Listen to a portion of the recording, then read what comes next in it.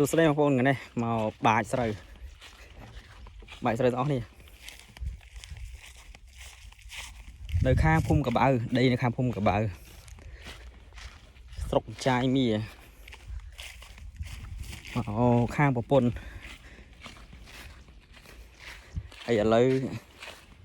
ជុំវិញនេះគេបាចចិត្តអស់ហើយបាចចិត្តអស់ហើយ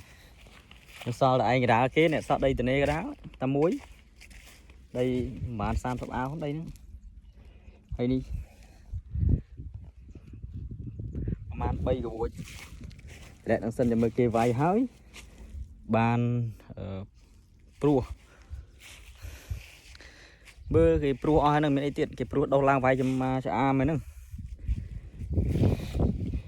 យើងព្រោះក្រោយគេដោយសារតែយើងនេះកម្មវិធី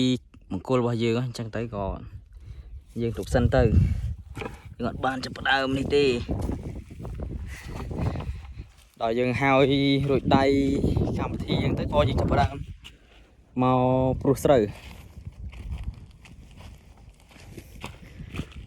អញ្ចឹងហើយយើងទៅនេពីការងារសៅរ៍អាទិត្យអីចឹងទៅយើងមកថែស្រូវ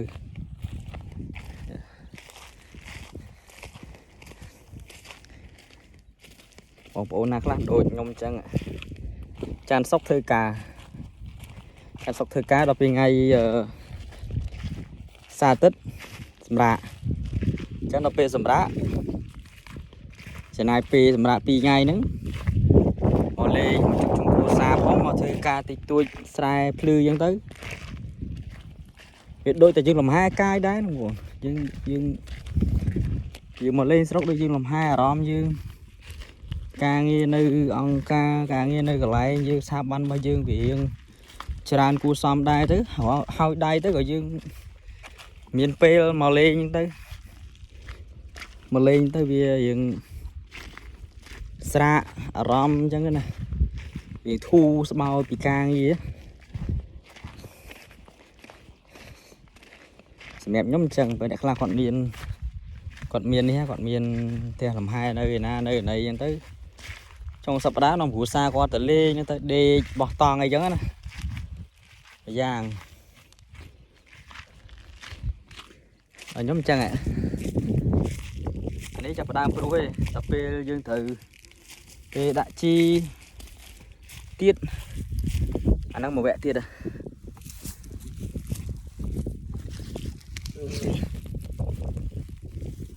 អារុនកែបមកហ្នឹងកែបដូចពីណាខ្លះជាមើលរុនកែបនេះអានេះកែបរុន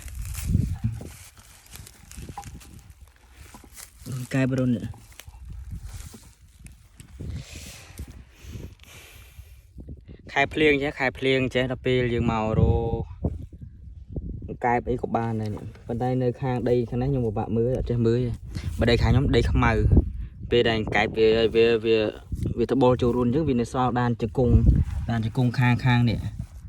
ខាងហ្នឹងហើយនឹងភ្នែក2ខាងលើនេះអញ្ចឹងហើយជុំមើលដឹងវាពិបាកមើល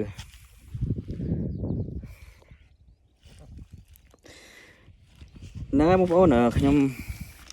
មានប៉ុណ្ណឹងហើយចាំមើលខ្ញុំថតកាត់តដាក់ភ្ជាប់ជាមួយនឹងវីដេអូហ្នឹងទៅឲ្យបងប្អូនមើលសកម្មភាពពុកក្មេកបងថ្លៃខ្ញុំគាត់បាចស្រូវហ្នឹងហើយអរគុណប៉ុណ្ណឹងសិនអរគុណ